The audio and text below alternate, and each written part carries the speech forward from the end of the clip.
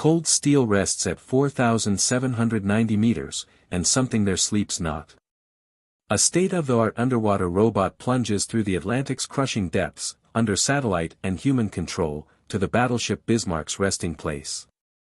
Its floodlights slice into an unbroken darkness that has never seen the sun, sweeping across silt ridges and smashed iron.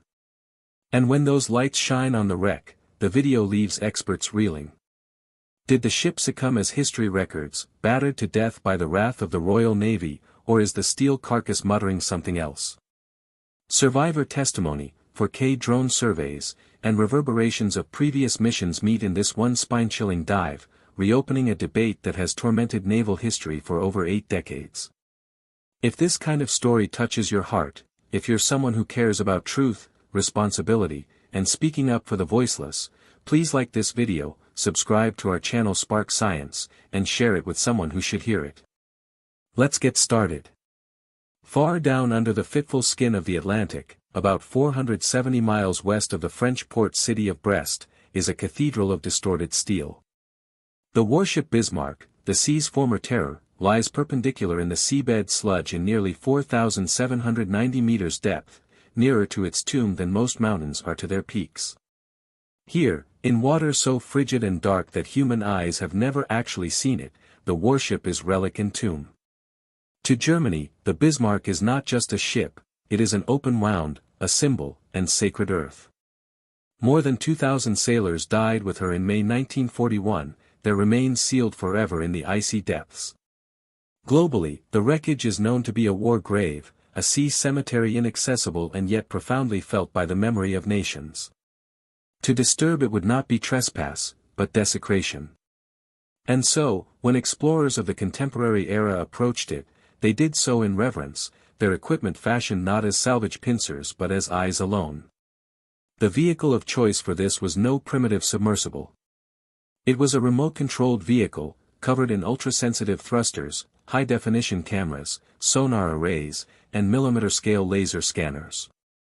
It was designed to travel as gently as a drifting feather, able to ride the wreck without disturbing the seabed, without scratching steel, without entering the silent passageways that once thundered with activity. Its work was unyielding: observe, document, respect. Nothing more. That self-restraint meant something. The drone was not only an instrument of science but a bearer of conscience, recognizing the equilibrium between discovery and respect. No artifact would be removed, no hatch opened, no hand placed on the past. The void would be viewed but not trespassed. And yet even to look provokes argument. Ought humanity look into the quiet at all? Should we shatter the tomb's darkness with the light of man-made lights and the whine of propellers? These were the questions floating in the minds of the crew watching the dive from their control screens. They knew they were not penetrating an average wreck, but a wound of history, a battlefield, a graveyard, a legend. And when the initial pass of the drone's floodlights uncovered the jagged lines of the Bismarck's bow out of the sediment, another reality became apparent: the ship was not merely resting. It bore scars, contradictions, and riddles scrawled in shattered steel. The wreck was not a memorial, it was an enigma. And within the enigma was a tale that would not remain silent. To understand that story, one must return to the late 1930s, when Europe teetered on the brink of total war. In shipyards along the Elbe, German engineers laid down the keel of a vessel meant to project fear across oceans. Launched in 1939, Bismarck was more than metal, she was the embodiment of Nazi ambition, a floating fortress meant to rewrite the balance of naval power. At more than 820 feet in length, over 50,000 tons at full load, and exceeding 30 knots, she was as big as she was quick. Her belt armor was so heavy, up to 320 millimeters, that few thought her vulnerable. She mounted 8 15-inch guns and 4 twin turrets, each capable of firing a shell weighing a car across over 20 miles. To the government, she was more than a warship, a propaganda weapon, evidence that Germany could once again rule the seas. Symbols call for invasion, however. In May of 1941, on her maiden Pyrrhic venture, Bismarck sortied with the heavy cruiser Prinz Eugen into the Denmark Strait, determined to penetrate the Atlantic shipping lanes. There, she encountered HMS Hood and HMS Prince of Wales. What ensued was one of the most cinematic battles in naval history. In a matter of minutes, Bismarck's gunners delivered a coup de grace. A shell smashed into Hood's magazine, exploding it in a blaze of fire and smoke. Britain's Pride, its biggest battleship, ruptured in two and was gone in an instant, carrying more than 1,400 men with her. For Germany, the moment was glory; for Britain, it was a hurt that cried out for revenge. Churchill's command was straightforward: sink the Bismarck. There then ensued a pursuit across the North Atlantic, a dogged hunt by the Royal Navy. Leaking fuel and damaged, Bismarck had tried to flee to France. But on May 26, swordfish biplanes off the carrier Ark Royal intercepted her. Against the odds, one of the torpedoes jammed her rudder, so she could not maneuver. Struck and crippled, she revolved frantically in the ocean, a leviathan ensnared in its own whirl.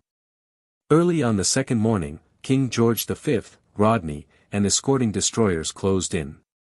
More than an hour they shelled and torpedoed Bismarck, disintegrating her. Survivors testified afterward that scuttling charges were ordered to be set and seacocks opened to keep the British from taking her as a prize. By late morning, the Bismarck went down, dragging most of her crew with her to the depths. History appeared to close the book there. The British had won, German survivors had honor. But when Robert Ballard discovered the wreck in 1989, the steel refuted both accounts. The vessel lay upright, predominantly intact, not annihilated as myth would have us believe. The armored citadel was unscathed by firepower. Subsequent dives by mere submersibles uncovered still more. Shell impacts warped in, but some steel warped outward, as though being blown from the inside. Scuttling charges?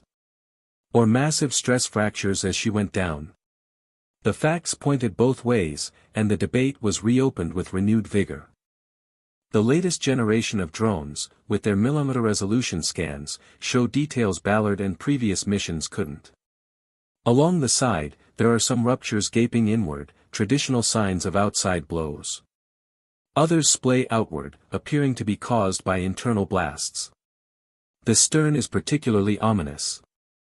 Distorted steel reveals patterns incompatible with torpedoes alone. Some perceive the fingerprints of intentional scuttling. Others perceive the characteristic fingerprint of gradual flooding, water battering one compartment, spilling into the next, until the stern broke loose under impossible loads. The wreckage won't let it rest. The wreck says two things simultaneously: one, of British firepower, one, of German sabotage. Or maybe both, and the demise of the ship was a meeting place for destruction from the outside and inside. Most recent scans give it another frightful twist.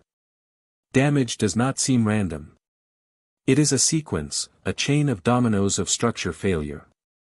Experts now think the Bismarck did not die from a moment of individual killing stroke, but from a chain of progressive failures, which one upon another magnified the previous. Compartmentalization, the very basis of battleship survival, collapsed in domino fashion. This implies her fate might have been sealed not by scuttling charges or by shells themselves, but by physics, forces of pressure and water which no ship, as powerful as she, could resist.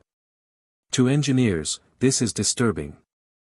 If the Bismarck, previously considered almost unsinkable, had sunk to progressive flooding, then no battleship of her day was immune to the same danger. But here is where the science ends and the shadow of memory begins.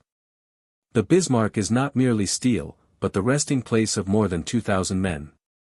Survivors, a mere 116 in number, bore the weight of that day throughout their lifetime.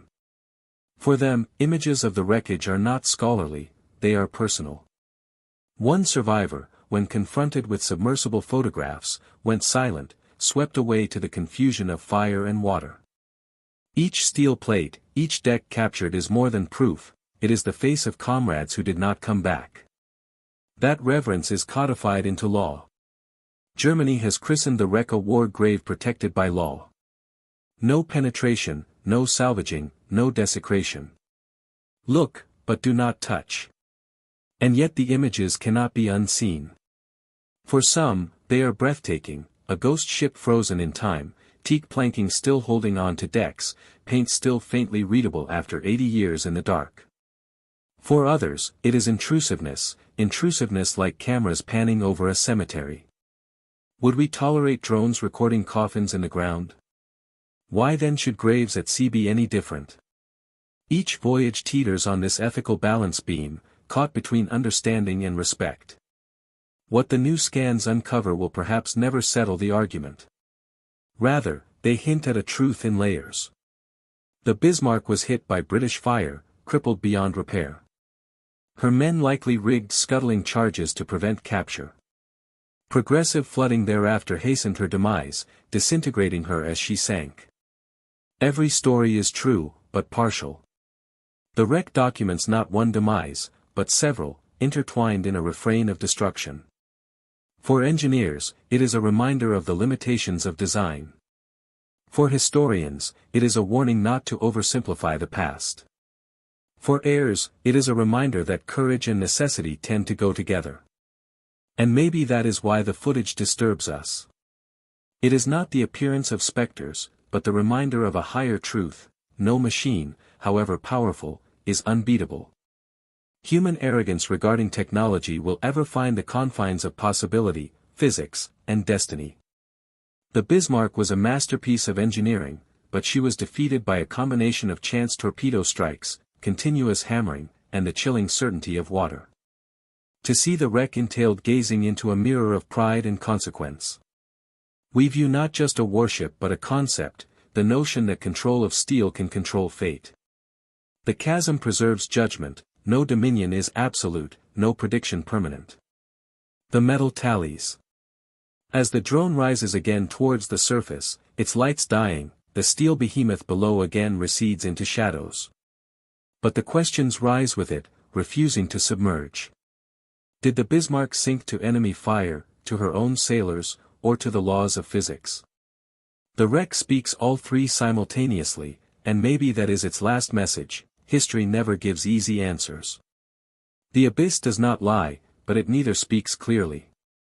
It unsettles